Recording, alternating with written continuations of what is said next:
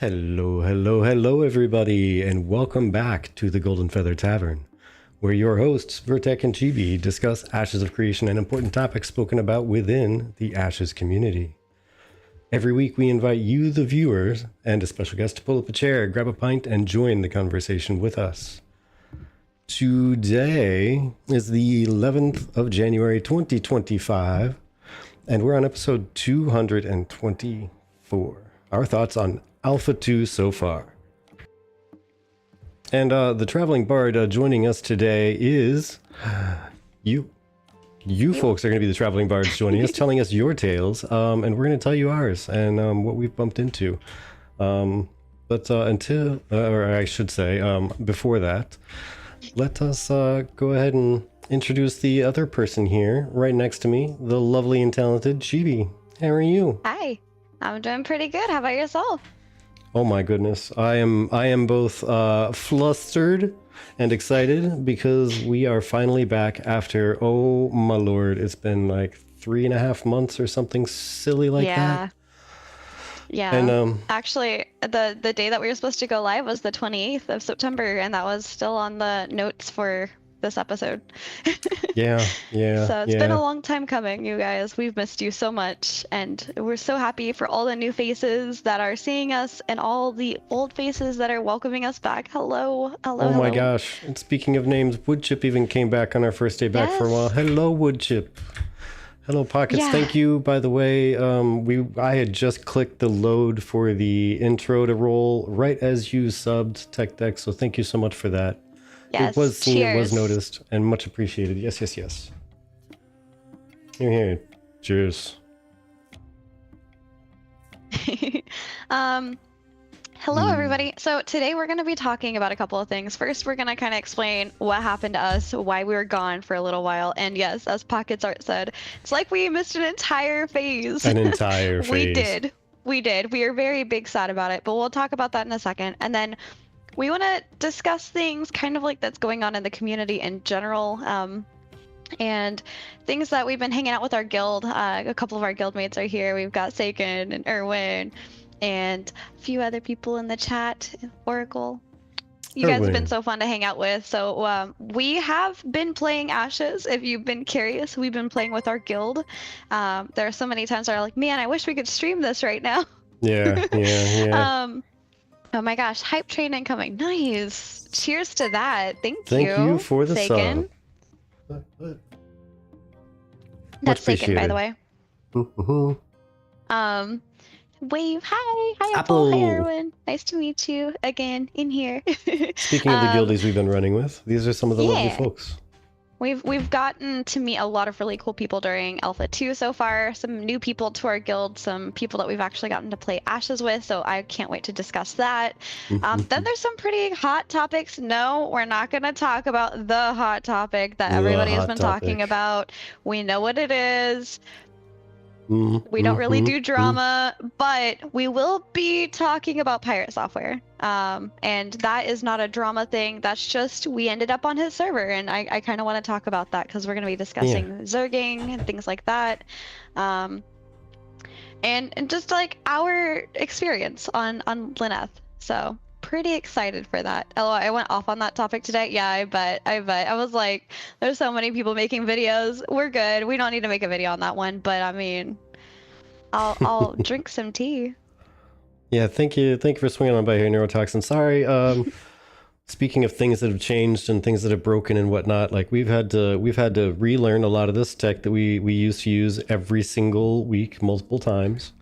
Restream apparently has adjusted their payment models, so we cannot combine the chats between different things, unfortunately. So we're going to have to figure out something around that. But we are monitoring them both, so you will not be left behind. OMG, I missed the start. It's okay. This is still the start. This is still the start. We're still in warm-up. We're still very much in the sorry we missed you guys. The hurricane stuff kind of knocked out a lot of stuff. We had to move. I think that's actually a great time to go ahead and move into that. So, do you want to elaborate on what happened exactly? Because we were all excited, right? Back in September, we had our tavern talk. That was actually our last stream that we did. I can kind of give you some like foreshadowing that happened, that we knew there was a hurricane coming. We had an elderly lady that was our neighbor, and she was like, if I'm not leaving, you're good. No, she wanted to leave, so that kind of hastened things for us a little bit last minute. It was that time. It was that time, because it was the time. she'd said she'd lived there for a majority of her life, like 35 years or something like that in the place, 40 years. I don't even know. Did she say how long? Either way, a really long time. Most of her life, it seemed like. Yeah. Also, cheers to K-Voth. Cheers. Thank you. Thank you, by the way. K-Voth X. K-Voth or Kavo the X? I don't know. Holy mackerel. Thank you so much, Oh my God. Holy. Thank you. Thank you. Thank you so very much. Cheers to that. Woodchip MVP. Thank you so very much. That's actually Thank you so very much. Help us bringing back some of this tech that we said we needed to refresh. Yeah. Because we did lose a whole bunch of stuff. We had to rebuy like all of our furniture. If you see TV's this, camera. Yeah. It's been a lot. Her boom arm is broken. Like her. My camera broke. Yeah, her camera's dead. We got to take that to the camera repair shop. So we're using a webcam at the moment for her. Yep. But hey, you know what? Good things. This is a great webcam that might be helpful for Vertex since he's going to be traveling a lot, which is also something new that came up. Yeah, thank you. I appreciate that. But yeah, so back to the hurricane. We essentially decided last second that we were going to evacuate, which meant quickly unplugging everything, getting things off the floor as much as we could, and getting the heck out of Dodge. I think if we had left even an hour later, we would have been in some trouble. Because it was a very last minute decision to go, and it was a very terrifying thing, but like I wasn't worried until afterwards. I was just more worried about like being in the storm, but I didn't think anything would happen to where we were renting, but we were wrong, and we lost a lot of our stuff, as Vertex said, and we have to buy it again, but that's okay. Some stuff like this survived. I have a brand new chair. I think Vertex, you have a brand new chair. Or did we? No, mine was salvageable. So I had to wash we salvaged the bottom part of it. Yeah, we got brand new desks, which thank you guys so much from the community. I want to say, like, it still brings tears to my eyes, and my heart is just so happy because so many of you reached out and were like, how can I help? And I was like, just give us time, please. We just need some time. Yeah. So yes, thank you for those thoughts. Like, I know some people offered to put together like GoFundMe's and stuff, but there's other people out there that have it much worse than we did, so we just didn't feel right saying yeah, please. Yeah, that's the point, Pocket's Eye. This is my green screen. The fact that I'm in the tavern, we have green screens. That was my favorite thing that we bought last year.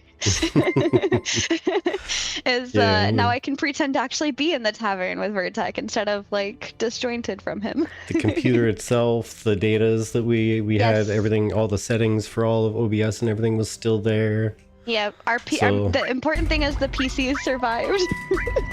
Adgron, thank you so much. Very much appreciated. Thank you. Cheers, you moved over. Okay. Cheers. Yes. Cheers for that. Oh. Yeah, he came over from YouTube to the Twitch. Paleo was pretty good, but community engagement, but sadly S6 ran out of cash, went lean. Oh no. That's sad. Wow. Man, that stinks. Yeah. I wasn't too excited about Paleo myself, but I know some people were. Eloa was. So, she was playing it a lot. There's people super excited about it, so that kind of stinks for them. Yeah. But hey, I mean, a lot of us, including Eloa, we've been waiting for Ashes, and Ashes is here for testing now, so I'm really excited, and that's what we're going to be able to get into. But yes, we've been at the new place for about a month or so, and it's been one thing after another. Yeah, things have been breaking. We had to get permission to get out of our internet. Yeah, I got the new place wired for Ethernet connection, like an actual hardline connection, so we're not depending on Wi-Fi for this. Yeah. But I know we also took some time. We went like nose down into the grindstone about trying to do some actual Ashes gaming, so we knew what the F we were talking about when we came on here and said, hey guys, let's talk about stuff. Like Yeah, we had to learn stuff inside next. We missed an entire phase, and you know. Yeah. Well, at least with streaming, we did get to play we did get to play in phase 1. We got to wired Ethernet is the best. It is. It really is. We did get to test it in phase 1. We didn't get to make any videos in phase 1, but I was able to, and Vertec was able to, at least get to about level 20 or so in phase 1, and kind of like test out some of the functions of like the different artisan classes and how our class changed maybe. We got a brief idea on that. Oh, sorry. Yeah, we got a brief idea in the phase 1, but didn't really get to dive deep on it. Yeah. I realized, by the way, you're this way for me, and I'm staring at the wall. Or I'm staring at chat. Depends on whose perspective you're looking at there. But yes, so we are over on Lineth. We ended up, we are originally on Castus, and that was very interesting. There were a lot of smaller guilds on Castus, from what I could tell. We were actually, there were so many other smaller guilds that people thought that Nexus was a big Zerg guild at the time, which I thought was interesting because we're not that many people comparatively. Yeah, really not. Oh my God, it's Z. Hello. Welcome back. Thank you. Welcome back to you too. Glad to have you back here. Yes, thank you. It's been the longest 4.5 months of our lives. Like, we wished so many times we could come back and stream and chat with you all. Don't curse us by adding more time. It's been about three and a half. It feels like 4 months. Okay. Yeah, it does feel like that long, but don't curse us with adding more time. Don't curse us with adding more time. We're back. We're back. There's no curse. We're back.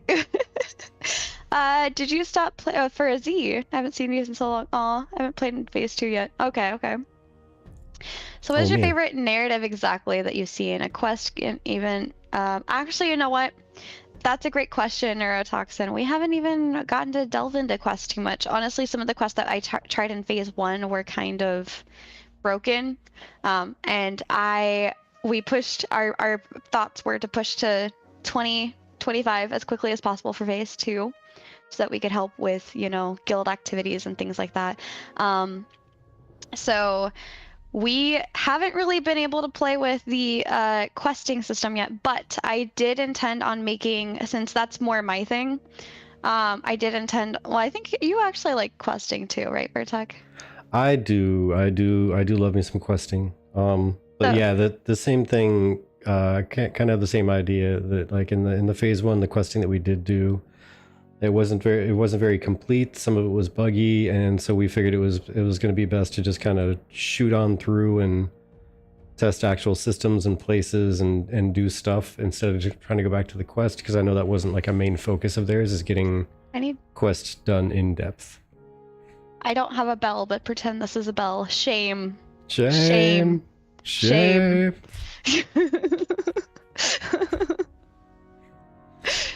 Yeah. There's some really good stuff that we did see. There's one quest that we tried to figure out for like an hour in phase 1, and then we went back in phase 2 and fiddled around with it for like another hour and a half. You did mention that you saw a new NPC over there, and I do want to record us going over there and playing with that at some point. Yeah, there's a new NPC. They dropped like stealth, dropped him in, didn't mention anything about it. I was running through the area and I said, wait, there's another NPC here that looks like he might be involved in that quest. We should probably jump back on this one. Okay. I'm going to write that down, Legendary Neurotoxin. The Curse of Warhelm and a Proper Burial. All right. Okay. And then I want to also, apparently the whispers have been going across that there's a lot of secret places for dungeons and things like that. So I'm really excited to try and find those, because we did find one. It's in the Citadel. You have to swim under the water to get there. It's also known as a basement. I'm sure a lot of you know about it, but that's the only one that I know of at the moment. But that's also because as soon as we got done pushing to 25, I played Cleric, Vertec played Tank. we started pushing artisan classes and things like that, and like doing things with the guild. Like lots of caravans, so many caravans. We'll be talking about that today too. I'm officially the best cook ever. Yes. We figured out finally how to get chicken and milk and things like that. Took us a little bit, but it was like some confusing information there, and we thought we were locked out of it at first, but then realized we weren't. So it was, I thought we were gonna have to wait, but no, we got it going. We got it going. Yeah. But yeah, I don't know. I'm really excited. I'd like to do more exploration because that's my type of content. I love to go and explore stuff like that. And yeah, but all that being said, we are back now, and I actually have guests lined up for the next 2 weeks for January already, with starting to take guests for February. And there's so many things that we have planned that I can't wait to talk about, that I need to get them together before I can talk about them. So yeah, there's stuff in Carfin City that still know nothing about. There's like a jar with a dragon scale somewhere deep in danger. Oh, I love that. Yeah. That just spoke to like the alchemist in me. I'm like, there's a jar with a dragon scale in it. Where? I want to see the dragon scale jar. Yeah, during one of the days I popped on, someone took me down around to a part of Carfin where you have to... There's like a cliffside by the water, and you got to climb down some stairs or come up from the water to get to this little entry in the side of the cliff to go deeper into like a basement type area. Oh, wow. Yeah, it's kind of neat. It's very exciting. Still want to explore that more. So, we don't have a guest today. Would you rather start talking about artisan stuff, Zerging, or caravans first? Is there any of those that you're feeling? Oh my gosh. Also, I think once you decide, we can swap over to like the video. Yeah, I can bring the video up. Carfin's East Coast has many paths to certain doom. I like that phrasing. Many paths to certain doom. True, honestly, just an update that they did with the freehold. I feel bad for anybody who has some of those freeholds where there's a bunch of NPCs on them, because good luck planting anything over there. Goodness. But yeah, I suppose out of the three, Yeah. Let's go ahead and start easy. Let's start easy and go artisan. Let's start slow. Okay. It's been a minute. We'll warm up to it. And real quick, just to respond to Oracle. Yeah, it was the Tombstone quest, by the way. That's what I was talking about. So, for those of you that are watching us live, here is the link. For those of you watching our replay crew, feel free to check out the description. I put all the links in there already, so they're already ready for you to go and check out. This one is, how do you feel about the current iteration of the crafting system in AshesofCreation? And the options got removed by the person who did it, but the options were, I love it. Hi, Mio. How's it going? I love it, and there's nothing to improve. I like it, but I could use some improvements, and I don't like the system. And from what I saw, a lot of them were I like it, but I could use some improvements, which is typical of an alpha, right? But at least we're on the right path. Hello, Code. Welcome in. So what are your thoughts? Do you like it? Is it kind of where you thought it would be, or do you think that there's like it leaves more to be desired? I would say that there's more to be desired still, but that's kind of expected. I think they've already kind of said it's just it's a work in progress at the moment. Yes. So I mean that there's nothing negative about saying that there's more left to be desired, but I mean I like the direction they're going with it. The interdependency between the different artisan classes is just bananas. I agree. Looking at a lot of between at least Lineth and I'm sure a couple of the other servers are like Vira are experiencing this, where we're getting to the journeyman level stage things, and you're starting to see this interplay between the different crafting systems. I mean, already at Apprentice, there's a little bit where like you might need one of these from here or one of these from there, but most of it's primarily still within your own artisanship. But then once you hit journeyman level, like end of T2, beginning of T3 things, you're seeing like, I need this from here and that from there and this from here. And cheers to Phantom. Glad to see you too. Glad to see you too, thank Phantom. you. Cheers. Thank you. Zeke immediately says, "Oh God, don't look at my channel." This guy, yeah. I feel it's odd that gatherers get more XP based on rarity, where they have zero choice on what rarity they get. Where processors and crafters should get more XP for them for using more valuable items. I agree. This would keep crafters from spam building just gray level items. I will say after crafting, because I typically would do processing, I typically go for the alchemical side of things. I noticed that if I made the same item, be it gray or green, I got the same XP. It didn't matter. It didn't matter what the rarity of the item. And I don't know how I feel about that personally. Typically, I do processing side, so I feel like the processing does kind of follow that same thing, where if you're doing something more rarity, it's a higher level. I actually don't know if I paid attention to that because I mass produce inks for like the scribes, for example. So I think I was just kind of burning through them pretty quickly without noticing any differences. But I did notice gathering like a common bluebell versus a legendary bluebell was vastly different in XP. So yeah. We're talking about like the actual XP that you gain from crafting the item, because when you gather an item, you get artisan XP, but you also get like adventuring XP. I felt like some crafts gave more, i.e. legendary, but uncommon, etc. didn't. That's a good point.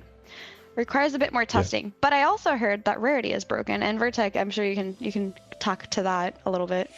Yeah, I didn't take note on the processing side of things if experience was different between different quality levels, mainly because I was doing exactly that. As a cook, I was just pumping out gray, like common stuff constantly for leveling, and mainly because I was doing fishing to support my cooking addiction, and most of the fish I got were all white common level. So now I have a bunch of green stuff saved up that I can start cooking, so I can actually try to test the common versus uncommon, and maybe try to do some heroic or rare, because I got some rare fishes. Yeah. But I feel it definitely should have a little bit tied into the rarity as well, because for one, yeah, if you're going to make a legendary item, it should give you legendary experience, right? Not just common experience. Yeah, I agree. And on top of that, wait, was it? This is Join? Yeah, this is Join. Okay. I was like, wait, I think that was it. I went into autopilot and typed it out. And I said, wait, is that right? Yes. Second guessed yourself right after. Yeah, I did. Experience back pay. Yes. Jelly the beans. Exactly. Yeah. But yeah, that's definitely a thing. It should, but you know what it does do is it creates more rarity of powerful items on the market, because crafters, and I don't have any crafting professions or leveled up like at all. I'm doing purely processing where I can. I think I have the one gathering I do is fishing. Well, no, I do hunting as well. So hunting and fishing. Mm-hmm. But yeah. If a crafter doesn't get more experience from creating a higher quality item, then they're going to be crafting the higher quality stuff purely for friends or on consignment or to guilds and such like that. They're going to probably keep that more closely guarded and not really put it out on the marketplace. That's my theory on it. Create more scarcity out there in the world. Yeah, Oracle one. Sorry, I think Legendary Neurotoxin tried to join in, but like was typing their whole thing and then they joined in too late because of that. But and Neurotoxin said fishing and hunting rarity are still busted. I believe Steven said that the hunting system won't get the full rarity until they stand up the whole hunting system. I'd imagine the fishing mini game or whatever other features that they add are where the rarity will come into. But I've also noticed a lot of the things like outside of hunting and outside of fishing, the trees and the rocks and the flowers, they all have like what feels like a static rarity system where you can essentially camp a tree or a rock or whatever, and it will be the same later. And that's exactly what this person on Reddit kind of gave some feedback for. And hi, Keyboard Oracle. They said that the current gathering system, this is from Mr. Man Mode, if AshesofCreation presents a challenge for casual players. High rarity resources spawn on a fixed timer, which is true, with consistent locations, currently true. Allowing experienced players to create efficient farming routes and monopolize these spawns, also true. We have people in the guild with hundreds of legendary woods of various types, including willow, and this creates an uneven playing field where players who don't meticulously track spawn timers and locations are at a significant disadvantage. The one note I will say is this seems to change about every 24 hours, meaning that after that time frame ends, you have to go find where that next node spawn is and camp that node spawn. And I don't really like the current system, but there's two sources of speculation on why it's like that. The first is the space is tiny compared to the actual map, and with shoving this many people into a tiny space, they wanted to make sure that everybody got a different rarity possibility, and so this is temporary to create like a fixed amount for this amount of people in a small place. The other is that this is just a bug and it's not been fixed yet, because it didn't seem to matter how much rarity you had on stuff. But to that point with the hunting system, I didn't actually hear Vertec, I don't know when this was said, that the hunting system wasn't completely up. So I do still want to push to try to get like that higher rarity sickle and see if that's true with gathering as well outside of hunting. Yeah, hunting isn't fully implemented yet, and I hope they make some changes, because it seems like there's a lot of RNG from the bottom all the way to the top with hunting. Yeah. Like, for one, you have to kill enough regular monsters for there to be a huntable monster. Yeah. So once you get a huntable monster, you might get an animal or you might get a carcass. So there's another RNG. And then right. If you get an animal, then it can RNG into a mount or a beast of burden. Right, and that's the animal husbandry side. Yeah. It's like all RNG from the bottom to the top. It's RNG all the way down. Yeah. But well, and you know what else is crazy is I, as like a level 4 not even hunter, was able to pull a high rarity skin, or carcass rather, with like my common whatever hunting bow as a level 4, and nobody else had even seen a rarity that high yet at that time, and they were actually putting time and effort into their things, and I was just like, I don't even have the Santa hat, so it's not a Santa hat luck thing. I don't know, I just it's there. yeah and I can say, at least with fishing, I don't think rarity is necessarily broken. It could be, I suppose it could have more rarities dropping. But with my storage, when I look at it, it feels roughly decent, because I have everything with with an apprentice rod at purple level, with purple mats creating it. I get mostly commons, obviously. I get a good chunk of greens. I have a semi stack of blues, some purples, and then I have some heroics. Not many of the heroics or blues, so like the blue and the gold, I don't really have many of those. I think I have one purple, maybe two. Yeah. Maybe like 2 epics. Okay. I haven't seen anything above blue with a rare apprentice rod. Interesting. Okay. And this is part of the reason why we do this show, is because we like gathering, like, I don't know, I'm actually really excited right now because this is our first time having our show with the game live, you know. We tried during Alpha 1, but unfortunately we were moving in the middle of that too. But yeah, no, absolutely. I think that like having your guys' perspective kind of gives us a wider variety of people to kind of reach from, because all I can do is talk to the people on our server in game, you know. And I think that there's so many things that you're going to experience that we haven't experienced yet, and vice versa, because of being on a different server and the way that your server built things versus the way that our server built things. And, you know, Seiken says, I think we're so juvenile in terms of node maturity that the weapons we have right now just aren't proccing what we need. Let it age some.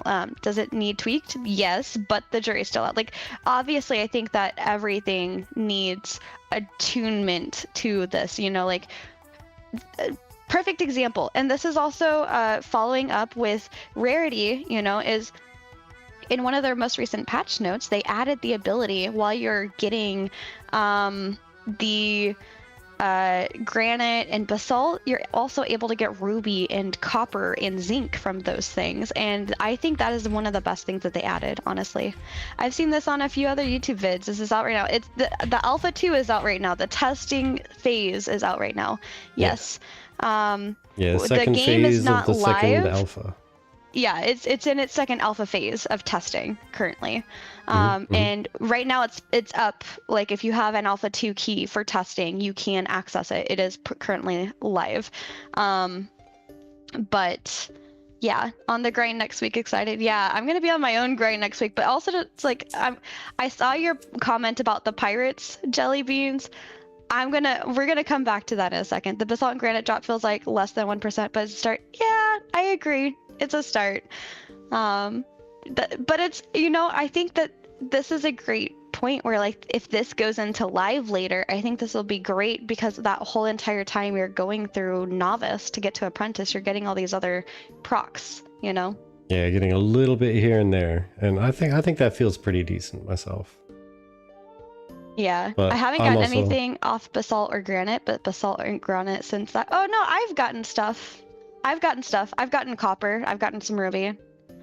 Had a bunch of pirates come to my channel. It's really good. I do wish we were all on one server, even though we most didn't want that. Yeah. Any tips for new people if you have time away from the topics? Yes, we can definitely do that at the end of the show if you want. That's our, like, kind of chit chat with whatever things that chat wants to talk about. Yeah, absolutely. So yeah, definitely. Also, if you're interested, that was actually one of the things that I had in mind to make a standalone video, is like my tips and tricks for newcomers coming into the testing phases and some things that might make your life a little easier. Thank you, Nemesis. Thank you. Hello. But yeah, and the final thing is for processing. I don't know if you've experienced this with cooking, but kind of going back to the sickle, is that the ability to make the sickle, you kind of need everything for at least the basalt weapon mold or the slate weapon mold. It has to be the same rarity in order to make it. It's not the same as crafting, where you have some of this and you have some of this and you can mix it together and it comes out to be like whatever the average is between those materials. And Buttercup Clover, who is also on our server, she's the mayor of Miraleth on our server, says that processing needs to be the same as crafting, where you can mix and match rarity, with animal fat being pure RNG on a rarity and having it impossibly much higher than like rare. It locks all items using it like weapon molds to rare, essentially.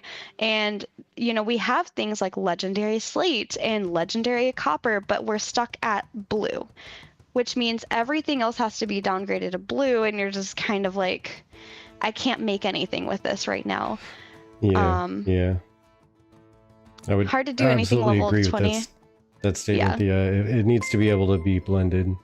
Like, you put in really good stuff, like even when it comes to actual cooking, you put in some high quality chicken, but you use your off the shelf oregano and whatnot, like it's gonna have an impact, right? It's gonna taste better than, you know, chicken that's freezer burnt, let's say. Right. And to Pocket's, you know, point, you won't want to make a common or uncommon slate mold either, because it's just not worth what the other items take for that. But Neurotoxin says, to be fair though, the slate mold only counts for one component. You can offset it with the rare single epic component of the rest. And yeah, I agree. You can still get it to be heroic that way. It's just for the competitive, like, fine-tuning person like myself, like, but I could have a higher, you know, rarity value on my sickle if I had a higher rarity. You know, animal fat is just rough. I agree. Mio, that's a great question. I'm gonna add that to our thing later, but I'm gonna copy it so I don't forget it. That's a great question. Okay. I'm gonna put that under the chat topics section as well. There we go. And I'm gonna grab jelly beans as well for the tips. Yeah, Danger Girl. Looks kind of like WoW, so will there be rating? Yes, there will be rating. There is rating currently in the alpha test. It's like different rating, than... RAIDING rating? Rating, yeah. Okay. It's not like World of Warcraft rating though. It's no, everything's open world. Currently, and that's been very interesting too. Yeah, it's currently all open world, and I have some likes and dislikes about it, but it's an interesting experience. Yeah, absolutely. But if you guys liked those types of topics, I listed them there for those of you watching again later. It's in the description for our YouTube video, so feel free to go check out them and engage in those conversations. I kind of responded a little bit, but I think with that, with you talking about open world and the rating thing, let's go ahead and move over to Zerging, because that's going to be a great middle ground for the Caravan conversation later. And first off, yes, we are on Lineth. We're on the server with pirates, and I will be honest, I did not know how I was going to feel about being on the same game server as somebody who has, like, I don't even know how many people they have, but something about like 20 or so actual guilds that are maxed out. So if you multiply that by 50, you know, that's just 2,000 people, 2,500 people. Just saying, we're on a server with the Zergiest of Zerg guilds, like the Zergiest of Zerg guilds that are available right now. They're on EU as well. Okay, I didn't know that they were on EU as well. What to expect, or what do you think the node progression is as it is? Or okay, that's a great question too. I'm gonna add that as well. But first and foremost, I kind of want to address something with Zerging. I think that Zerging alone sounds terrifying. The fact that there are, you know, that many people on a server that you would have to go up against, it feels very daunting. It sounds very daunting, but like having actually gone into it, and you can look this up, Pirate Software, aka Thor, who is the leader of Actual Pirates, which is the pirate guild on our servers, he had a conversation with Steven, and he's aware that his guild is a Zerg just because he has that many people that want to play with him.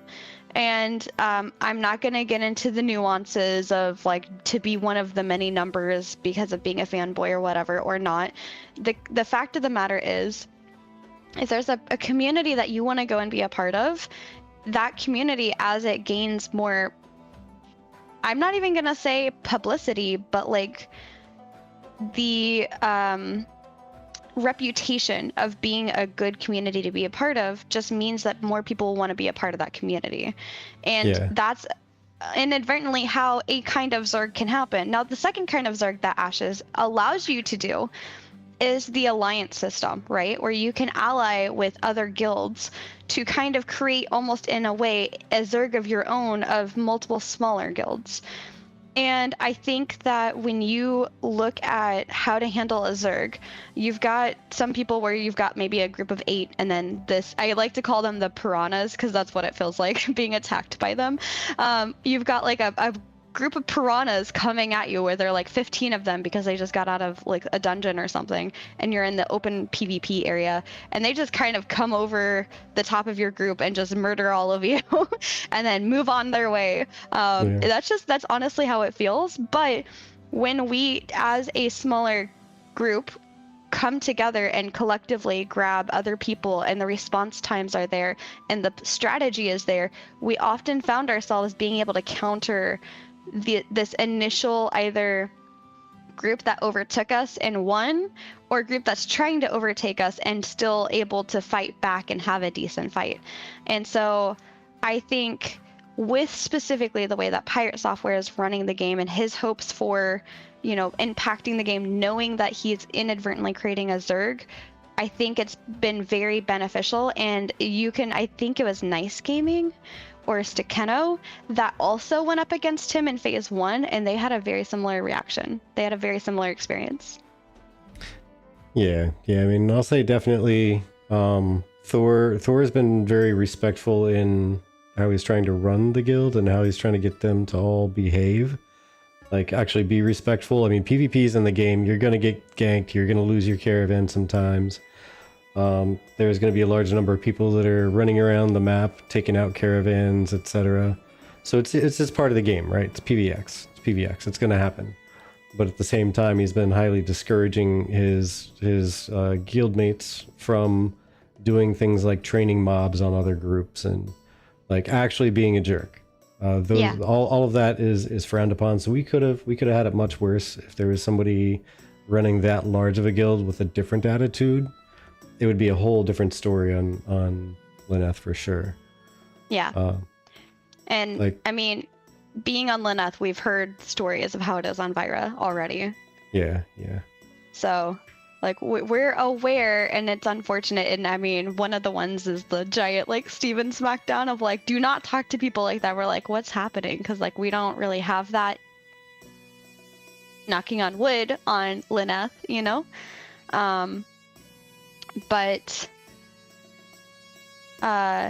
Yeah, training mobs outside of a PvP situation, and a lot of people do it, but they aren't supposed to. Yeah. And I mean, there's that contention of, you know, we're on the 4th floor of Carfin and we want this space and somebody else wants that space, and that's a crappy way of handling who gets the space. But, you know, I think that it's still a contention that Steven is enjoying the idea of players having to fight over a section, or, you know, doing what we've done with pirates and other people many times, has said, hey, you know what, there's actually a lot of mobs and they've adjusted it so the respawn timers are more than we can handle for like this entire section. Do you want to go 50-50? We'll go over here, you go over there. Cool. Let's do that, you know? And yes, exactly, Psy Hunter. Thor has said many times that if someone in the guild is actually doing something like griefing, they're removed if there is proof. And that's a great point. Like, that's, if I could have asked for any, I actually couldn't have. That is the best behavior from a guild leader, from a, like, who knows that their guild is a Zerg, kind of. I really appreciate that. And honestly, it's been really fun to PvP against the pirates. I've enjoyed it, and that's coming from somebody who's not really a PvP person. It's felt, they always have good attitudes. They say shout out GGs afterwards, you know, like, it's been fun. It's been interesting, and Vertec has definitely lost. They'll definitely roll over you just like they would anybody else, for sure. Yeah. And because PvP is PvP, it's gonna happen. Like. Yeah, but fight to me equals out DPS the other group till they leave the post. I agree. Good, thanks. Yep, I agree. I mean, we've even had other groups actually flag up and attack us to kick us out of an area too, and that's also part of it. For the better or worse, also fair, depending on your outlook of how you like to game, but that's definitely part of it. Yeah. I mean, if you're going to flag up and say, hey, you want to fight me over this space, let's go. You know what? I don't need that space that badly. You can have it. Or, okay, sure. May the best man win. Yeah. We have had some not quite so good-spirited guilds dive into the PvP portion of it in a not quite so fair and balanced way. Like, there's at least one I can think of that they only flock in numbers, and when they do, they roll through like a plague of locusts and just kill everybody who's in their way. They take over spots, but they never really engage in a fight unless they have superior numbers, and then they just, as soon as they win the fight, they move on real quick to another fight they can win. That's kind of poop behavior, but you know, again, it's coming with the territory. Yeah. Jeez, that's crazy. Yeah. We could not get there fast enough. I'm sorry, Saken. I no longer believe you on that anymore after the amount of times I hear you wanting to attack a character. You know what? You know what? It's only in very particular cases. Like if somebody takes over one of our caravans, I'm like, let's get their caravan back. Although if they crowbar it, you know. She does. No, I don't. No, I don't. She does. No, I don't. Everybody had suspicions, and this Alpha 2 experience has proven at least most of them correct. She seems nice and sweet and innocent, but when it comes to the PvP life, as soon as she gets engaged with it, it's game over. Oh my and gosh. She is all about just revenge. No. And taking people out. She's blood hungry. It's true. Lies.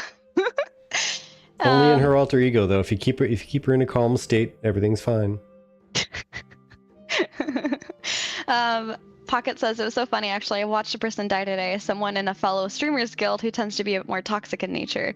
I didn't heal and didn't res and even checked his body, but he didn't have anything. Fully because his guild has done negative things to me. And in my response to a slash tell to me was reputation matters, and it does. I am not bloodthirsty, Apple.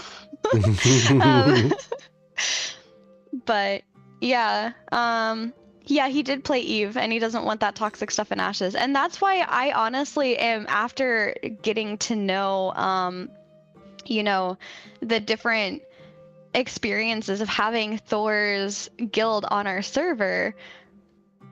You know what? I don't even want to go into that one. That's not even fair.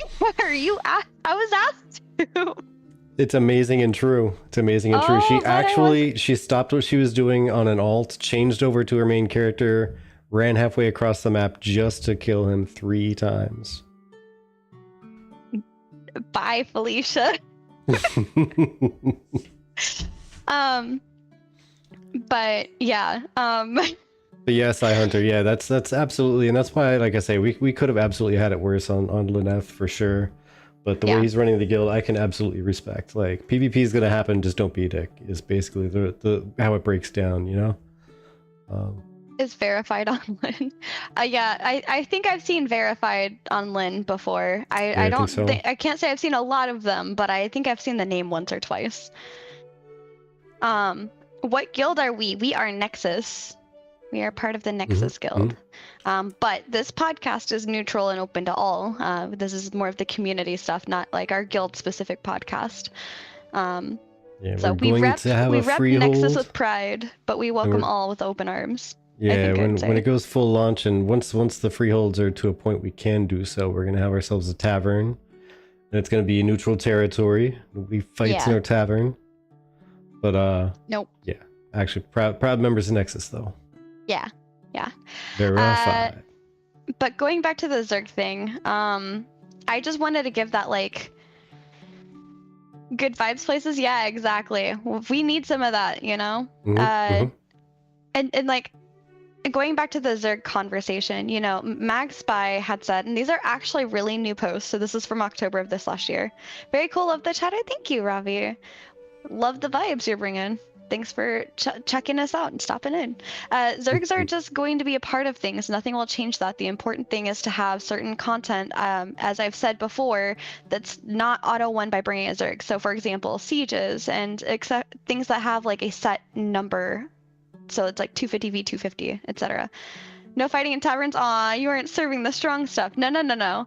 There can be, like, you know, your typical, you know, arm wrestling challenge and things like that, but we food fights occasionally, but starting real fights, no, you can take that outside. Hey, never know, we might be able to do some kind of a bar fight Wednesday event or something like that. That would be fun. That'd be fun. Yeah. Just get a bunch of bards in there, call it Bard Fight Wednesday, and have them throw tomatoes at each other. Nice. Actually, I kind of like that. Food fight. But yeah, I think that, you know, even in his call with Steven, he said that, you know, the way you handle these Zerg things, are you coming at them with like these tightly tuned groups of people that are in formation with each other and in communications with each other and able to kind of counter them Because if you have a big enough people, you're probably not as close knit as a small, like, well directed unit could be. But the other thing is that, you know, like they're asking what's the appeal of Zergs, and honestly, I think there's some appeal to being a part of the bigger mass. Again, if there's a community out there like Pirate Software, you know, who's going out of his way to build a positive community, there's a desire to be a part of something bigger than just you.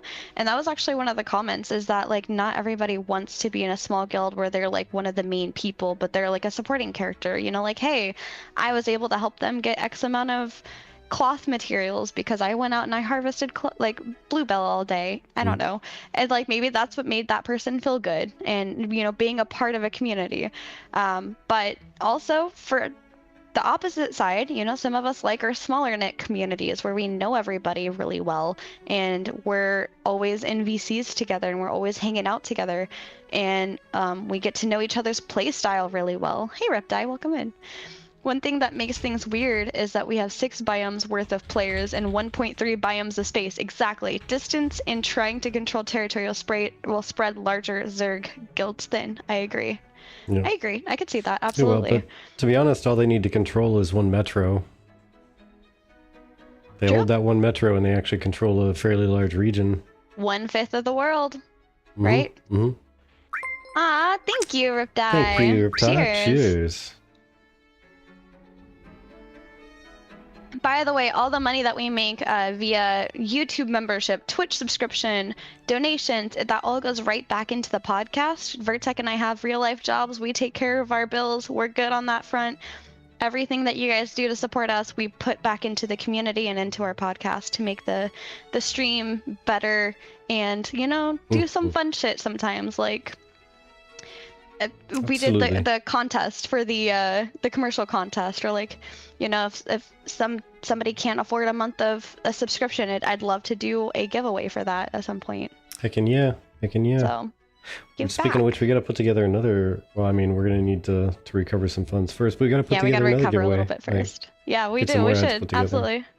Because that was super fun. That was super fun. That was very fun. Absolutely. I would say pirates, as big as they are, should control 2 metros and both scientific. Oh no, they would be teleporting back and forth so fast.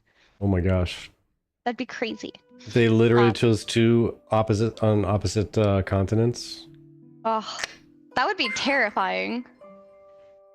That would be terrifying. They would so fast, but you can't bring materials and stuff with you. You'd still have to go all the way across the world in a caravan if you're trying to do that, or on foot if you're trying to do that.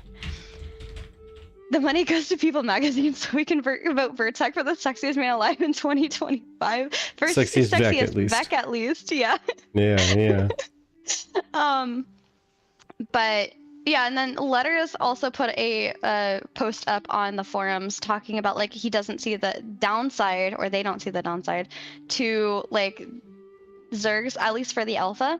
Like the small positives for the small guild is that you get to play with your guild, and then the bigger guild, you play with your guild and you can raid world bosses and Befallen Forge, and lots of people to contribute crafting and get a mare, etc. And then the Zerg guilds get to do all of that, and they can camp spawns and overwhelm anything, sheer numbers, and in this person's opinion, get invited to special events. Though I think in Thor's benefit, he's a streamer. He's a massive streamer. I'm a little bit embarrassed to admit this. I didn't realize exactly who Thor was.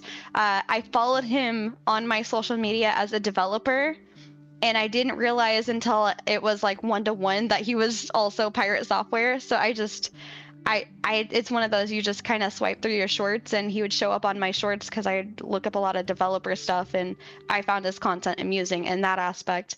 And then I realized he was on our server. I was like, oh, got it. Same person. But no, I have a lot of respect. And welcome in there, Lulu. You're not super late. See the bar back? Nope. Just welcomed you in. You're right on time. Yep, exactly. Break the Zerg breaker. One more thing I want to see as an anti-Zerg mechanic is players rolling deadly empty honeypot caravans. They're all armor and AoE effects entice the Zerg to attack and then make them regret being on the back foot near the caravans. Yeah. Honestly, I thought it'd be really funny to just like get a caravan at some point and just, we were talking about this in our guild, just one tiny little pile of poo just in the middle of the caravan, like empty crate thing, just one little square of poo, and that's all you got. Put 6 crates in there. Each one of them has one single common poo in them. Yeah. Just getting started in game. Is there a smaller elite PvP guilds fighting the Zerg? It depends on what server you're on, Ravi. It depends on what server you're on. I can't speak for Vyra because I'm not on that server, but there's a variety of really good guilds on Lineth, and a lot of really good coordinated ones. I've been able to sit in and hear them, really seeing their videos out there, so it's really awesome. Yeah, from what I understand, depends on what you're looking for with the PvP. From what I understand, I've only talked to a handful of the folks from Vyra, but I will say that they complain a good bit on the amount of PvP and war decks and this and that and shenaniganry happening there. So it's very cutthroat on that server, it seems. Yeah. The other server is, I mean, we have some good PvP encounters, don't get me wrong. Like there's a couple guilds that are just out there to just destroy every single caravan they see, and a couple other guilds like our alliance. We'll run our own caravans, and we'll have just a raid full of people that are dedicated to fighting, just chasing down anyone that attacks our caravans, and it's kind of fun. Yeah. So, to the poop comment, Erwin says, considering the current state of poop, that'd be a treasure trove. Very fair.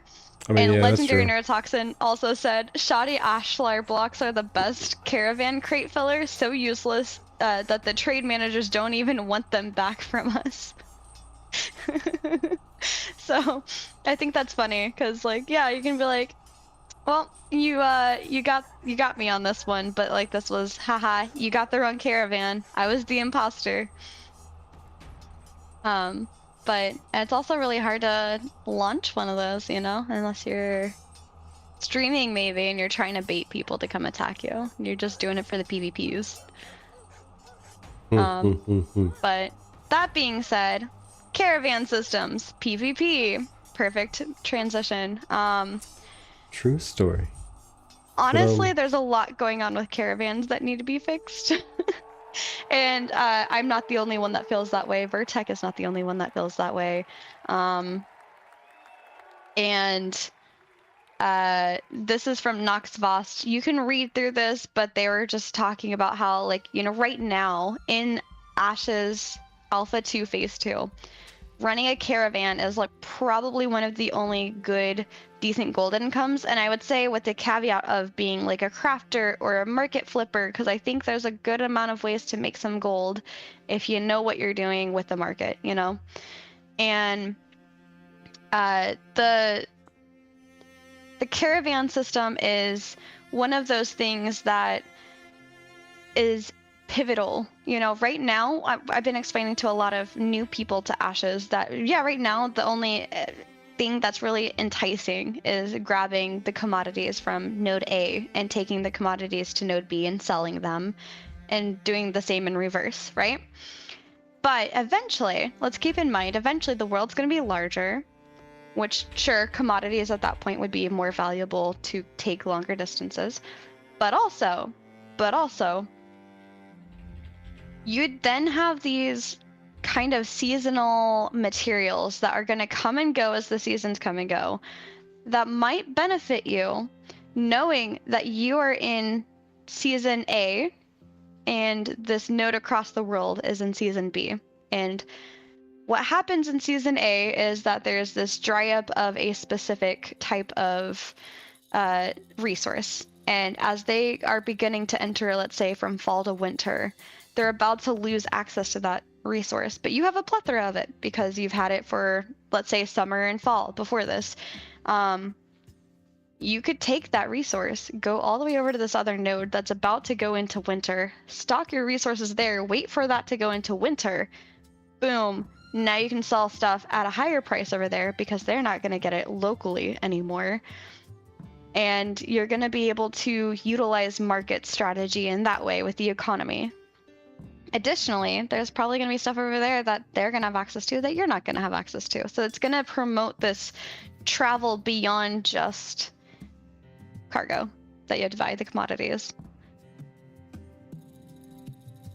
Here's the problem. Right now, there's the server worker boundaries, which Vertec has PTSD over. Yeah. I do. I've lost 2 caravans to that. Going to the turn-in, like that's the one biggest bit of design love that they need. Actually, I guess it's more the engineering side of things, right? Is just fixing that, making them function stably. If they function stably, then all is much better. Because yeah, see, I didn't even sink in the ocean. I didn't even have that kind of a, oh wow, look, the world just things are weird. No, I made it all the way to my destination. The countdown went down from 10, 9, 8, 7, and my caravan disappeared. And I said, cool, let me go check the caravansary and go sell this stuff. And my caravan was not there. Just poof, not there. So, you know, there's that. But that and some unexpected holiday visits to Carfin, mid-caravan run. That's always fun too. Suddenly, like as you're crossing a border, like a server worker border, your caravan, you're going, whoop, I'm in Carfin. Yeah. But at least the caravan stays there, so there's that. Hot take, attackers versus defender numbers make it so that there's a cap of 5 attackers per 1 defender, lessening the Zerg. I mean, that could be interesting, but that actually kind of touches on the thing that I was gonna say, which it was a hot, contentious topic before even like any of the Alpha 2 started. Was defenders are gonna need some more enticement to join and defend, right? Like random person running by has 0 reason to like reach out to their guild and say, hey guys, we got a caravan. Driver's Chibi Bree, if anybody knows her.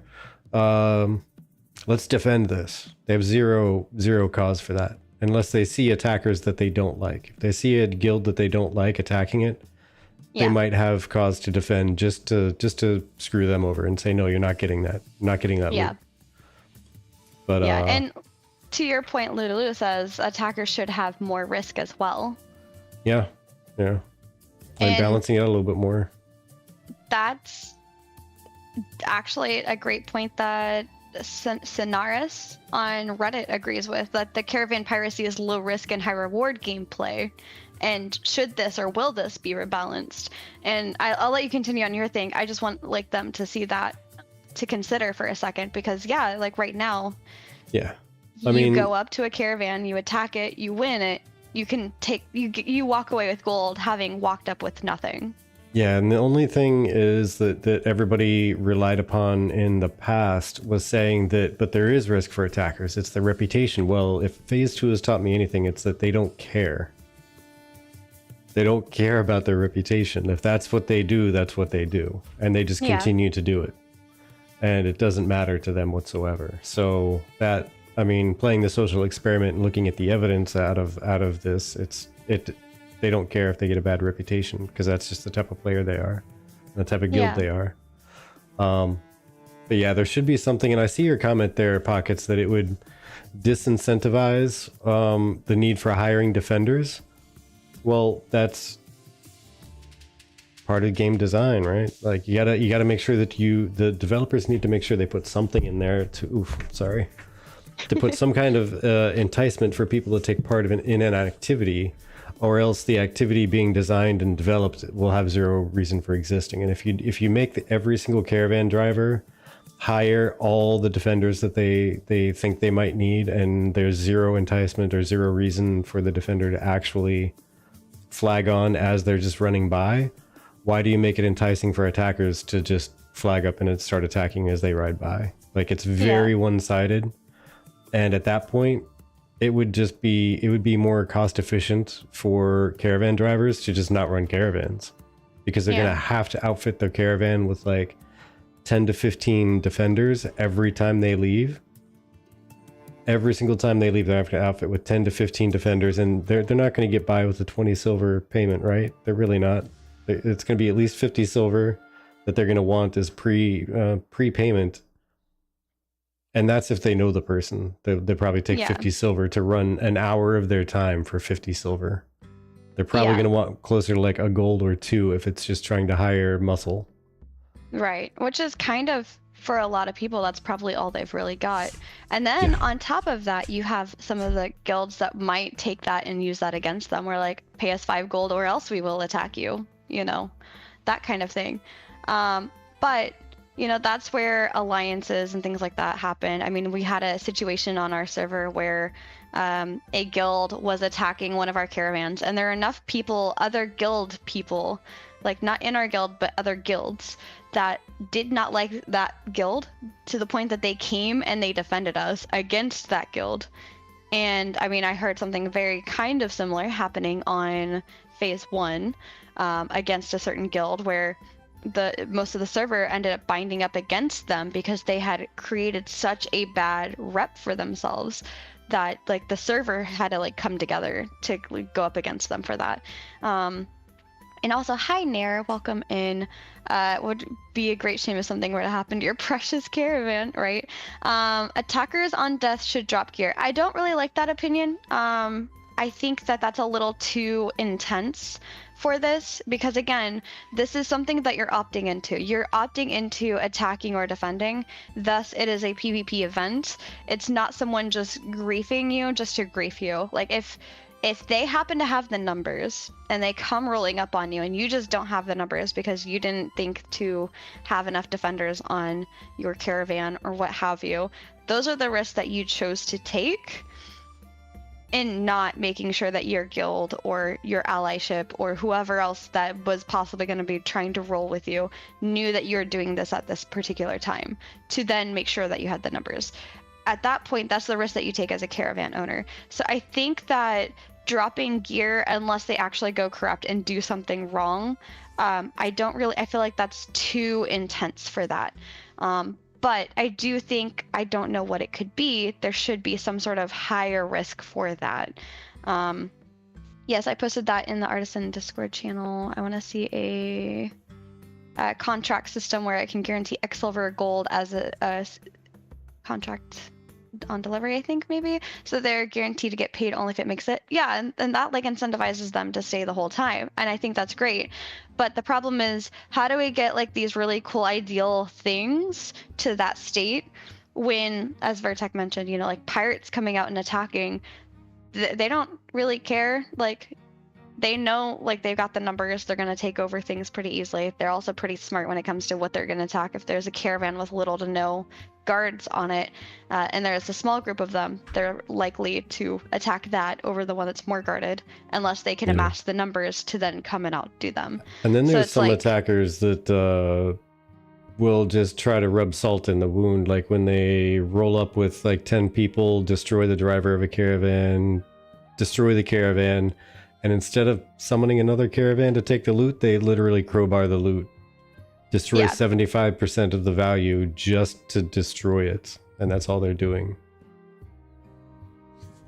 So there's those. Well, and that's the other thing is like, I've seen so many other streamers, not even on our server, but other servers, just crowbar stuff. And I guess the idea there is like the inability, like, you know, the removal of whatever value there was there. And I don't really enjoy that myself. And yeah, we destroyed a caravan, and the teammates of the guy who had it opened the crates just to prevent us from getting it. Exactly. But we were trying to salvage our caravan, and it died. We were going to call another one to try and take them away. They saw us calling it. They opened up the crates really quick just so that we couldn't recover our items. And the problem with that is it takes you out of the PvP encounter. As soon as the caravan is dead and the crates are on the ground, you're no longer flagged for that event, and there's nothing you can really do with that anymore. If you can ensure pay for defending, it isn't hard to imagine pirates will extort smaller crews. Half a payload for a long trip is still worth it if you have light protection from the big bad boys. Yeah. And that's one of those things that it kind of comes down to like your diplomacy, your politics on that server, you know, like, do we want to ask them? I mean, I've asked Pirates for Help before when somebody that we both didn't like were trying to attack our caravan. Mm-hmm. Or I've seen somebody that we both didn't like attacking one of their caravans, and I wanted to jump in and help if I could. Caravan drivers should be able to flag nearby players as attackers. So if a hostile character is stalking you until they can mass enough attackers, you still have the option to flag them so that your party can run them off. I also don't really like that, because that removes like their choice of partaking, but you should not be able to heal or do anything with the people that are involved in the event with you not being in the event yourself, which is a kind of, I forgot what the word is. I was gonna write this down just to remind myself later, but it's kind of like an exploit that we've seen people do a lot in this phase, where like a healer would stay unmarked on either side and just heal people. Yeah. I think that would be an interesting and hey SG, welcome on in. Nice to see you. But the caravan drivers being able to flag players as attackers, it would be an interesting mechanic to test and see how that works. But I think that would kind of stink if, say, you're a random Joe running down the road and you go to run past a caravan that has like 10 defenders on it, and they just don't like you and they flag you as an attacker just as you're running by. Yeah. And then they jump you in the street just because why not? And you get run over by the caravan, and they laugh at you and teabag you, and just disgrace all around. I love the teabagging part. It's just like, really? Okay. I get it, guys. I get it. But yeah, definitely. I think it should work similar to corruption, where if there's somebody outside of the group and they are healing somebody who's an attacker, they get flagged as an attacker. Yeah. If they flag up PvP or for some odd reason, I don't know why, and just attack somebody on one side or the other of the caravan crew, they get flagged as the other automatically. But I mean, there wouldn't really be a big reason for that. Maybe that's what it should do, is just flag them as a combatant. Do you think? No, because then everyone else would have to flag as combatant to attack them, and they might just be wanting to defend the caravan and call it a day. So yeah, if they're healing or supporting somebody in a way, like if a tank tosses a shield on someone or a protect on someone, it should flag them as being on that side of the caravan confrontation. Adgron over on the other channel says that happens on Vera now, but it's our own node citizens doing that. So what happened on Vera is that the main guild plays the knight, but they have a sub guild that plays the bad guys for our node. I find that interesting. Like, it's a 50-50 almost, you know? And the biggest thing I think I'm glad that they changed from phase 1 to phase 2 is in phase 1, you could, if you were defending somebody's caravan, you could hop onto their caravan and move them wherever you wanted. Like, you literally took that caravan for hostage and there's nothing that you could do with it. But for phase 2, you are the only one. Like, it's your caravan, you're the only one that can drive it, nobody else can drive it. And I like that, but I also wish that it could be kind of like a permissions thing where you can set specific people that have permissions to drive. Because what if I want to take my caravan, but I need to stop and heal? I don't want to jump out of my caravan, leave it sitting there, and help with the healing and the fight, and then the caravan's just still sitting there. I don't know. I don't like the idea of dragging people into being flagged attacker or defender, because I don't want to be a goofball and occasionally ride it. Yeah, exactly. Like, sometimes today I jumped on some guy's raft and I was like, hey, I just didn't feel like running across the world, so I'm just gonna stay here for a little bit. And that's when I was trying to get the notes for the night together. So it was just kind of nice. I just sat on their caravan, their little raft, and I'm getting like the outline done over here on this other screen, and that we just had a little chat, and I helped defend it all the way to the node. But it was just nice because I was able to do something silly like that, you know? So it looks like keyboard came back at the exact awkward time. A great moment. Hearing you finish a sentence. Perfect timing, though. Perfect timing. Yeah, you're excited to play Cleric again tonight? Yeah, exactly. It's been fun. I'm trying out for my ult. I'm trying out Bard, so it's been very fun. Apple says, I think crowbarring should make the person flag and take longer. And for the flagging nearby players, the closest I could see as reasonable would be after a certain amount of time. But I think Vertex idea is pretty good about the healing. where like being able to heal somebody and you're automatically flagged as a defender. I like that. Or if you're healing the attacker, you're automatically an attacker. I like that. But with the crowbarring, I don't know. I wish it would still keep them in the event until either the crates were picked up by another caravan, in which that event system would then end and a new event would begin, or they like picked up the cargo, and I think there should be like, again, a longer time frame for that, because it takes longer for me to pick a couple of flowers off the ground than it does for someone to crowbar a commodity crate. So I think that longer time frame would allow for, you know, fighting over that, but also maybe being able to keep them from being able to complete crowbarring that, so you can try and reclaim the cargo before it gets crowbarred. I think that would be neat. Yeah. Sai says, I think caravans as an overall is the risk versus reward, because you're making gold. You're risking someone running across you and seeing a moving gold target. Why should there be an extra risk for the attacking a caravan in the open world? I think a problem with fighting on the caravan, anyone killed could respawn near, which just means a weird death running. I think you can't respawn at the closest Ember Spring more than once, or dying more than once starts giving XP debt. And I don't like the XP debt version, because this is a PvP event. I don't think it should be overtly punishing in that aspect. But I do kind of see what you're saying with like the nearby Ember Spring thing. I don't know. I don't think there's like an easy way to... I think there is an easy answer to the experience debt and experience, or just in general death penalties for dying in caravans, and it should be the same as organized PvE content.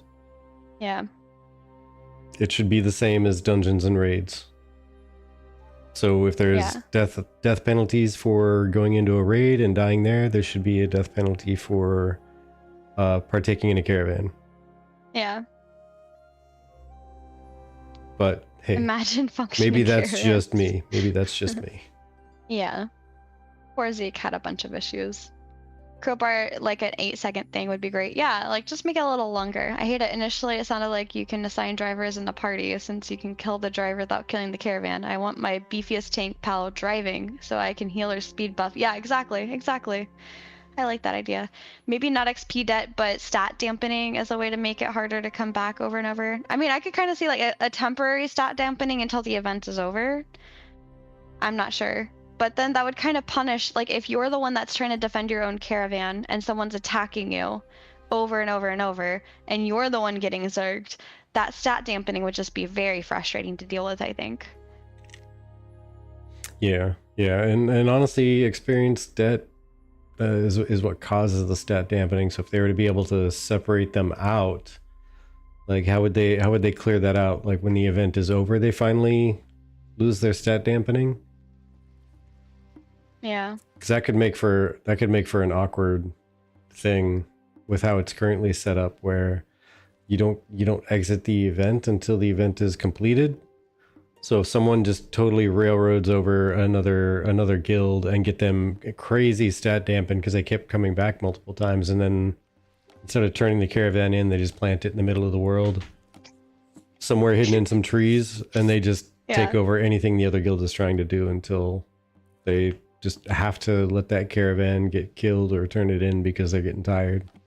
Yeah, sorry, I just saw Saken's jab at me for being bloodthirsty. I'm not bloodthirsty. Often. Not bloodthirsty often. Oh my gosh. Yeah, Lulu, I don't know. When it comes to instanced versus open world, I think open world is open world, be it PvE or PvP. Instanced is instanced, be it PvP or PvE. And I think the penalties and rewards should be equatable between PvE and PvP. Yeah. There shouldn't really be a difference just to prefer PvP over everything else, because that's still my point. Even after experiencing what we have in Alpha 2 right now, is that it's a PvP game that has some PvE elements. Yeah. Just to put it out there, it's not like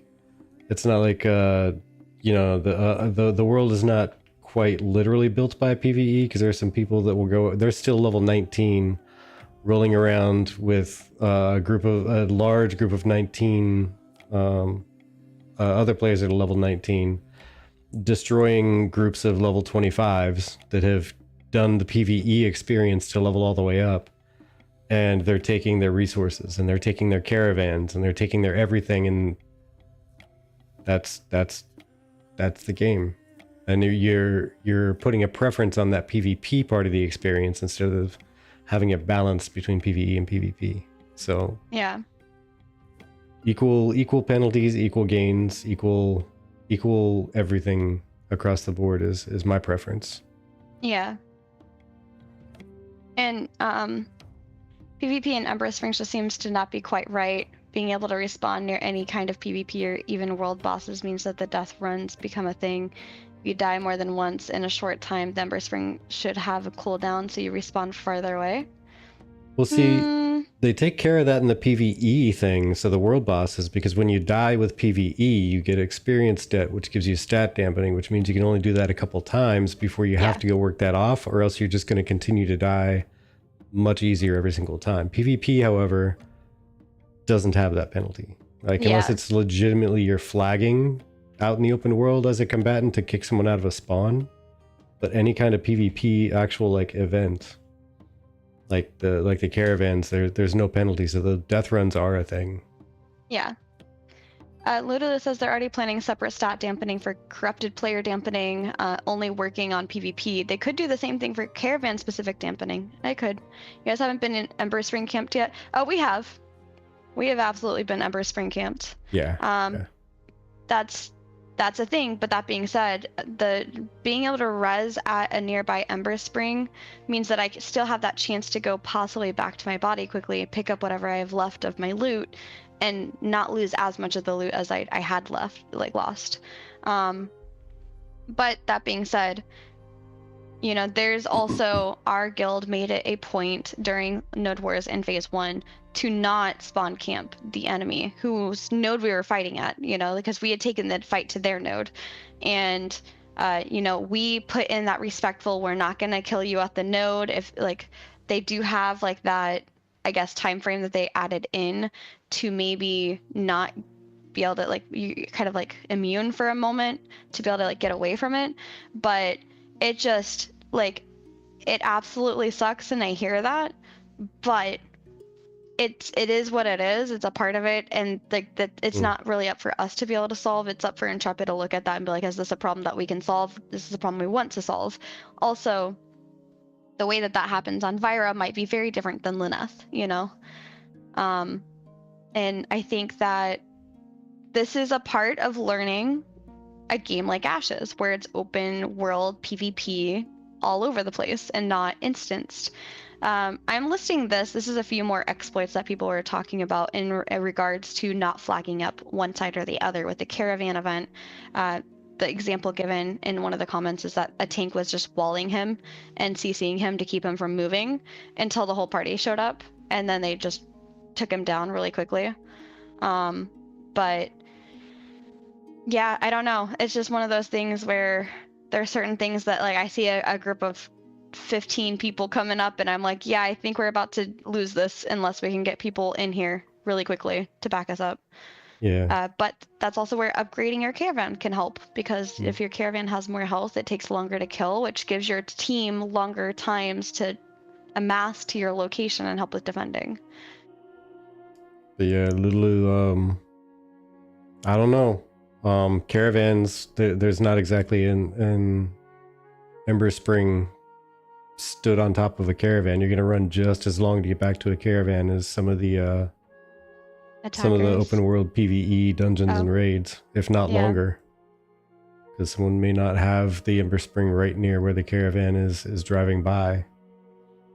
But also, we've died many a time in a very short amount of time when it comes to PvE stuff. I think we've racked up like 190k experience debt in, what was it, like 30 minutes time doing PvE stuff, and we had to just run away and go build back that experience. Psy Hunter, I don't know if you've played Phase 2 or maybe if you have a bug, but there definitely is stat dampening once you're level 25. Yeah. There's definitely stat dampening. I feel it. I have 600k debt because It wasn't my fault. It was your fault. Because of GB. It was your fault. It was not my fault. But you killed him. Yeah, they fixed it. They fixed But it. There's but you definitely slayed stat him. dampening at 25. I have felt it. I've seen my heals half when I have stat dampening. Yeah, I've seen yeah. myself hit more like a wet noodle when I have stat dampening. Yeah, Cleric's Res does not remove any XP debt right now. Not even a percentage of it. It would be nice if it was a little bit of it, but you know. Yeah, it's pretty hard. I'm so glad to hear that that was such a problem phase 1. Yeah, I think so. I didn't recall it being in phase 1, but I also never hit 25, so I didn't know. I forgot clerics res don't remove XP, right? Wouldn't a full caravan PvP include a lot of res? It should. But if you're close enough to an Ember Spring, the smarter ploy, let the clerics focus on keeping the people that are up, run back from the Ember Spring if you can.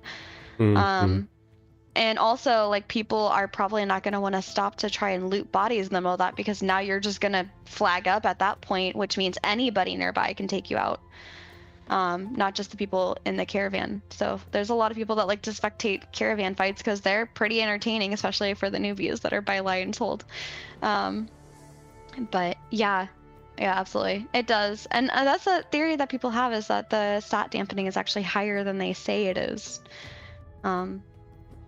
Which I don't know. Maybe that's at least just... it feels that way. At least it feels. Yeah. I still need to do like some math crunching on that, because to me it doesn't feel like it's as steep as some other people are making it out to be for them. But maybe either I'm not noticing it as much because I haven't actually crunched the math on it, or maybe it just feels more extreme to them. Yeah. Sorry. But yeah, I think now we can go on to some of the questions chat had that were kind of random. Yeah. So Mio Nikoi says, do you think there's a chance for cute nightmare fuel and everything between being added as mobs for AOC? I would hope we could have something like a Nekalavi boss and a fluffy fox mobs added. I honestly think that is exactly what the Gravestone Golem is to me, is like this middle ground of he's kind of cute, but he's also very gothic, you know. Also, like, if I saw that thing stalking towards me as a boss, like if it was big and I saw it stalking towards me, I think I'd be freaked out a little bit. Yeah. For me, that's a good example of kind of some like cute nightmare fuel. Yeah, I mean, they definitely have some a lot of stuff that's in the middle already. Yeah. Because I mean, the Firefox, right? That's gonna be a mount that you can get in the game, and if they're based on NPC creatures out there in the world, there's probably going to be some just wandering around the countryside that you can slay, or they can slay you. Who knows? They might be like super tough. Yeah.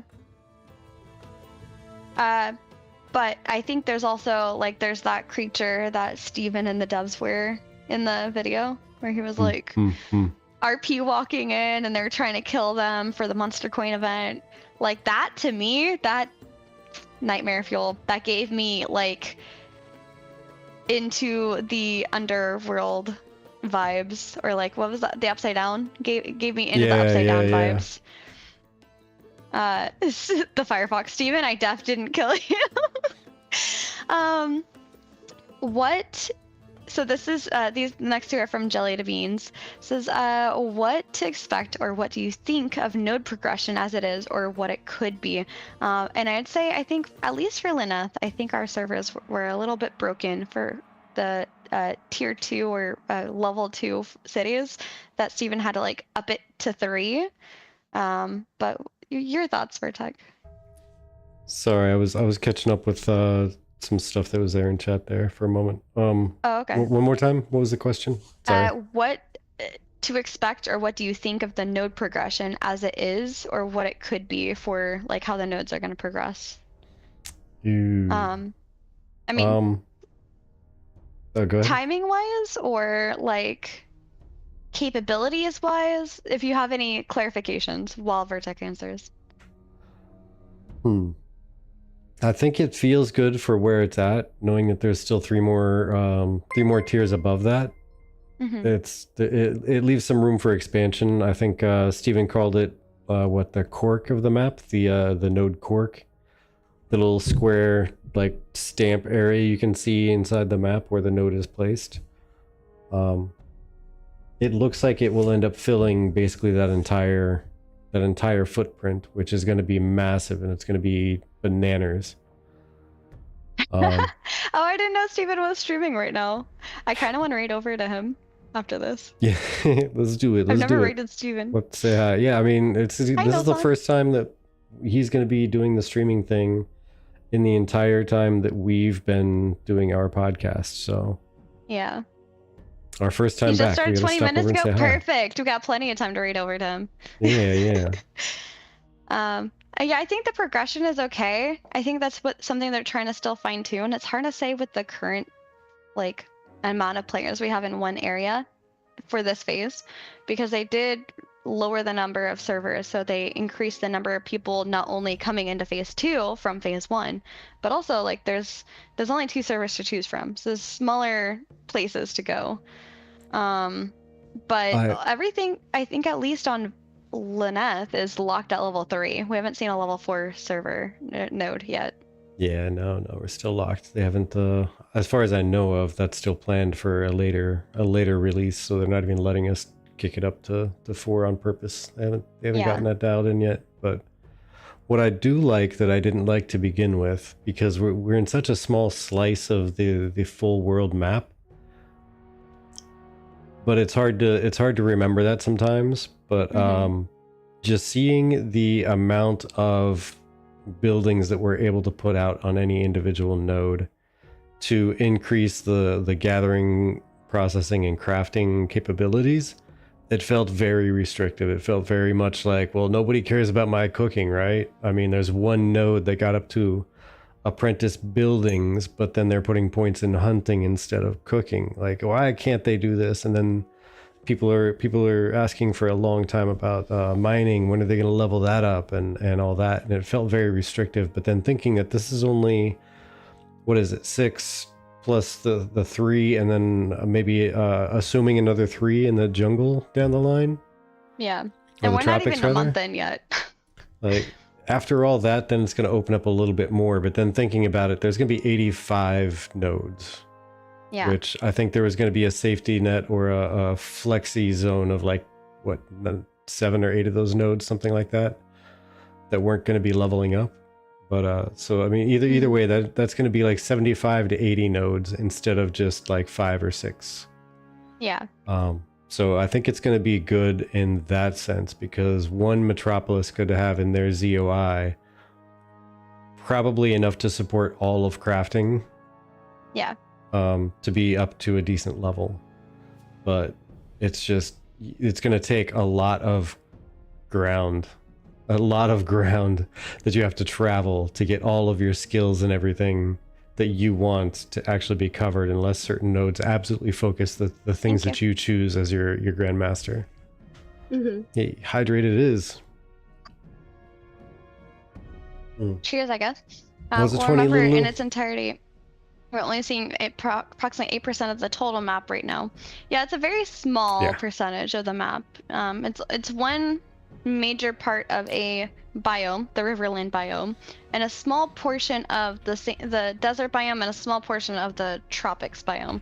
But there's gonna be like tundra and a bunch of other biomes that we haven't seen yet.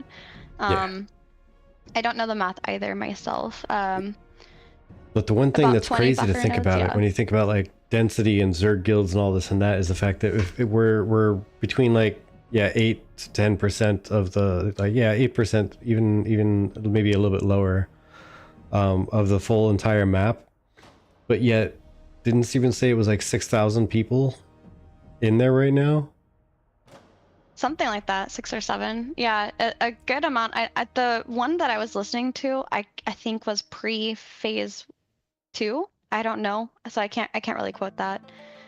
Hi Basil, 7K concurrent peak if I recall. Yeah, and that's a good amount of people. Now was that per?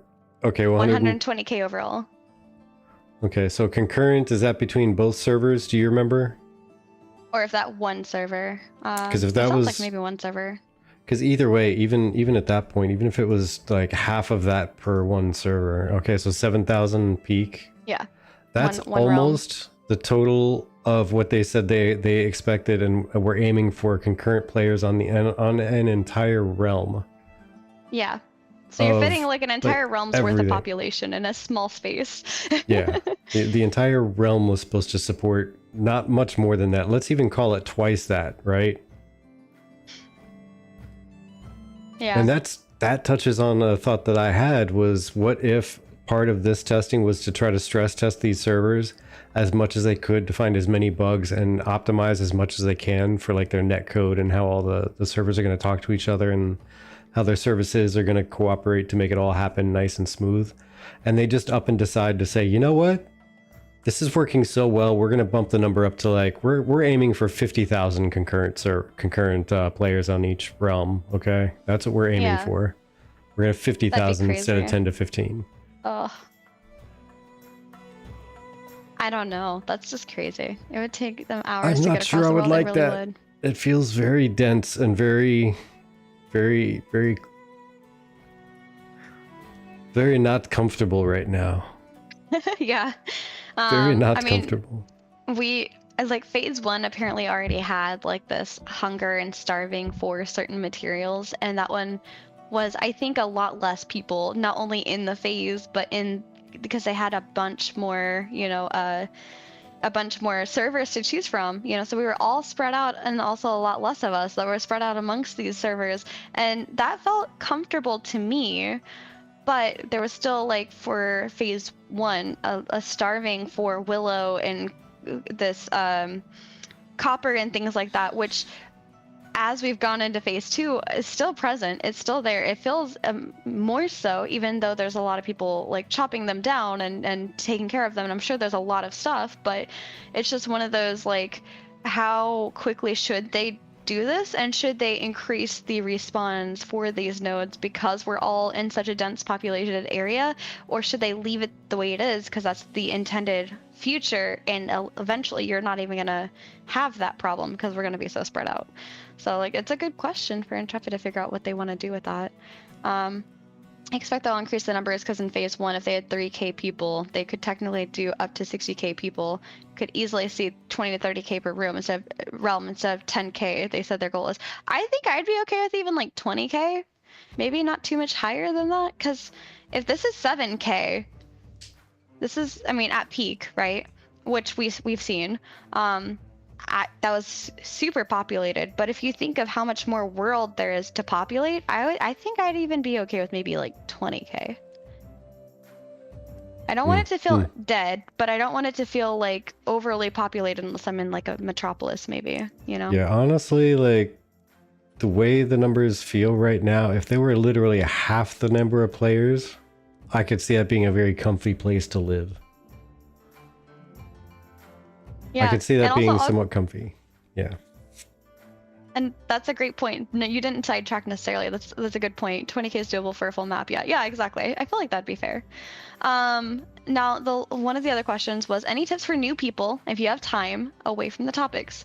I would say it depends on what kind of new person you are. Are you a new person who's in a guild or not? What's your play style? All in all, I'd say just have fun. Don't take this test too seriously. If you want to find a group of people to test with, feel free, shop around. There's no reason to stick to one guild or another if you're new to all of this, because you need to make sure you find a guild and a community that fits your personality and your experiences, what you're looking to get out of the game. But there's nothing that says you have to be a part of a group or a guild. It just makes your life easier in these kind of games. And the other thing I'd say is just to have fun testing out the different archetypes. And hey, John, welcome in. Have fun testing out the different archetypes and the artisan stuff, and just get a feeling for how this works, and figure out what you like and what you don't like from this. And just honestly, like, as content creators, we definitely went super hard on this, because I feel like that's our job as content creators. I need to know what I'm talking about when we're in here discussing these things with you. So I pushed hard to get to 25 as quickly as possible, but I also kind of wanted to get a freehold, just saying. And I just really wanted to work and understand these things. Like, at level 25, there is stat dampening now. I wouldn't have known that if I didn't get to 25 first. So for me, rushed through it, having fun with the higher end stuff.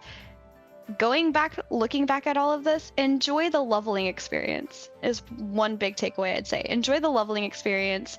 Enjoy running around the world and finding random stuff. There's plenty to find, and enjoy like just learning and just being there and being a part of the system, because I mean at the end, like, there's all we can really do is try to fight Firebrand, try to fight Tumok, and like do the Carfin and Befallen Forge dungeons for gear and stuff like that. But most of what I'd be doing right now is what you could probably do too, going out and gathering herbs and trying to make pots and trying to make scrolls and things like that. And that's not level 25 specific. You can do that at any level. So just, that's my biggest takeaway, biggest piece of advice. But if you're going to do treasure maps, they fixed it recently. Make sure you have the same color excavation kit as the treasure map, so that you can get some really cool treasure. Protect, do you have any tips? I think you kind of covered a lot of the big tips. Is like do what seems fun to you. There's always going to be somebody out there who wants to do the same kind of thing. Yeah. You may not find an entire raid group full of them at any one given point, but that also leads into what Chibi was saying, where to really get out there and do everything and accomplish all the stuff. Okay, you got it. All right, Steven, it is. But to really get out there and do everything, you really do, in my opinion anyway, you do need to be in a guild. It doesn't necessarily have to be like a pushing the edge guild that's like always trying to run this and always trying to be that and the best at this and the best at that. Just literally a collection of people who just like to do stuff. Yeah. That way you have a resource to tap, and I think it's especially important for the casual players who are in a casual guild, that everybody is recognized as, hey, we're all casuals. We may have like 10% of our people online at any given point as a peak, but we're all recognizing that everybody here is casual, and if they're online, they're going to want to do some stuff. Mm-hmm. But yeah, definitely group play is important. Try not to vendor things as often as you can. And hey, welcome in there, Sandarix, and thank you. We're happy to be back. My cup is also happy that there's people saying hi to us, because I have cheersed it to emptiness. Yay! Happy to see you back. Thank you, Sandarix. Thank you for coming back. Thank you for coming and saying hi. Yeah. Try to get him to tell us to buy that. Wait, what? I don't know what that is. The something that he's on? I don't know. I don't know if it's like his character has, or like something he's actually wearing. Beanies. Okay, got it. Got it. Okay. Got it. Okay. Cool. Well, yeah, we can do that. And also, apparently, Oracle says that you can use a higher excavation kit on a lower map. But you need at least the same rarity of excavation kit for the map for that to work. You can't do a lower one anymore. So that's good to know. Can't do lower to go higher map. Yeah. But yeah, and honestly, just explore the map. There's so many places and so many things that they put in so much love and care with the game, that you can find some random interesting details every which way. Like there's a quest that not many people have experienced, apparently, because when we ask people about it, they're like, what are you talking about? I don't even get it. Oh. No idea what you're talking about. I want to give you a photo to end with real quick from Nulsan. Nulsan took some really good photos of our caravan adventures one of the days. Yeah, okay. Didn't mean to interrupt, sorry, go for it. Yeah, the gravestone quest with the Minotaurs.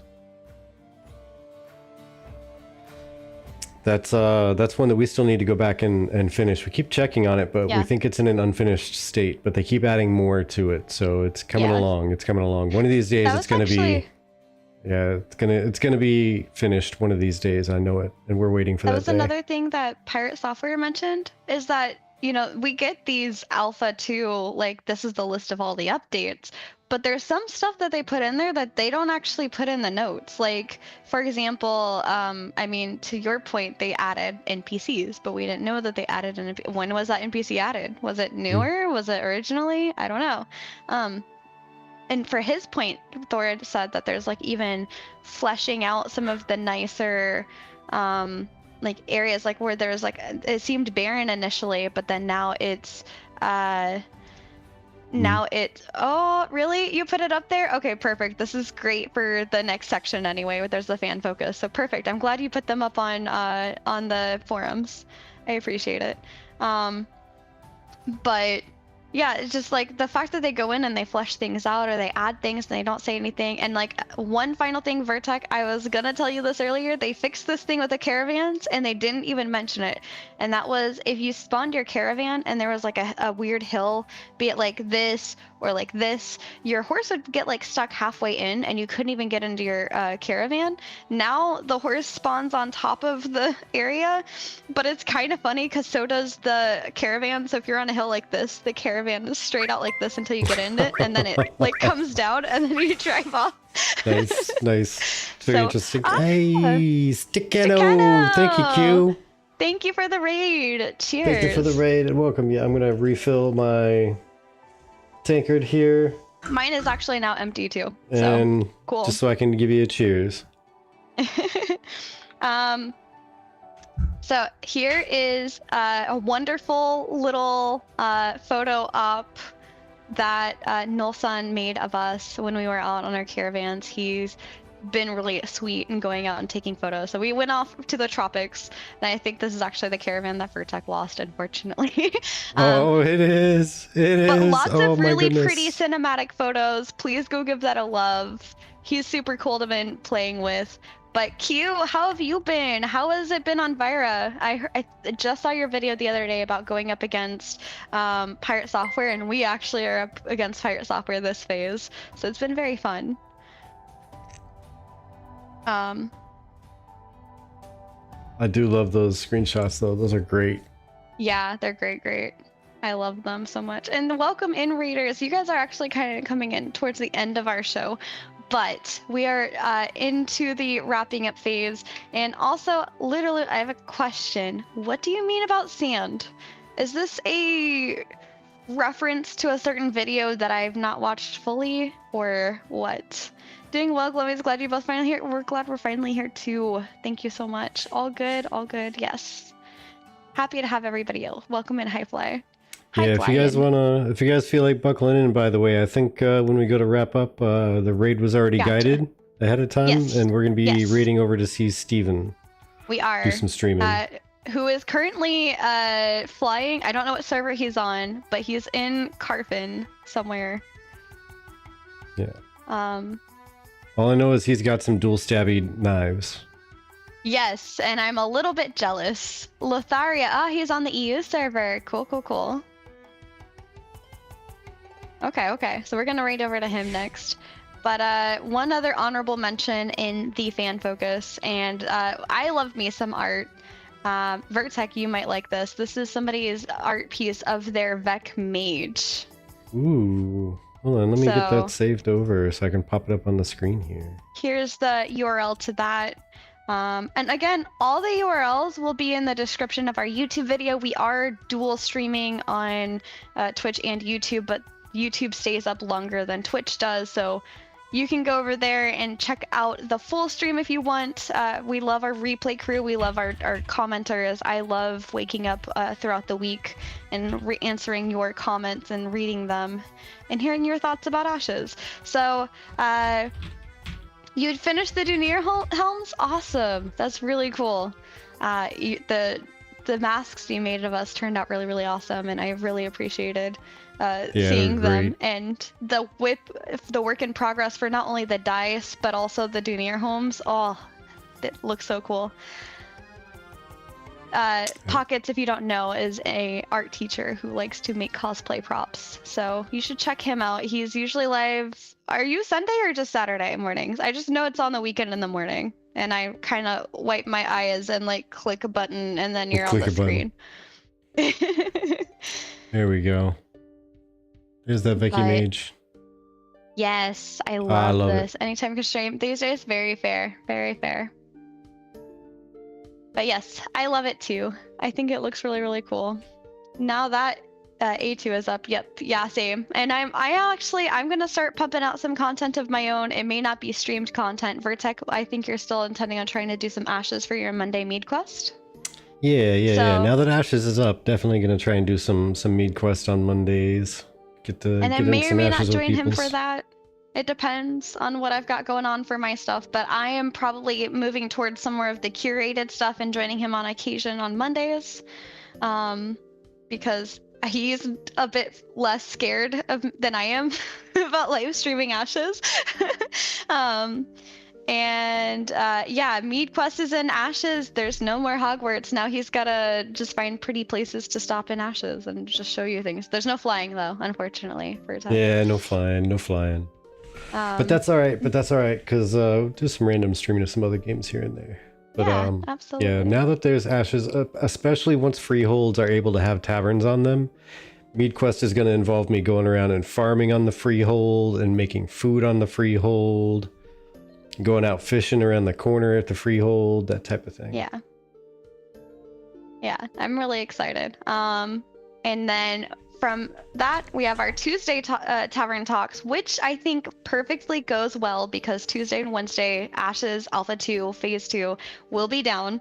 So what better time to come to the tavern and chit-chat about Ashes than when it's freshly down, so we can discuss things that are going on that week in the community and maybe have conversations with those of you that are over on Vyra, because we're over on Lyneth, you know? No flying, guess that means parkour.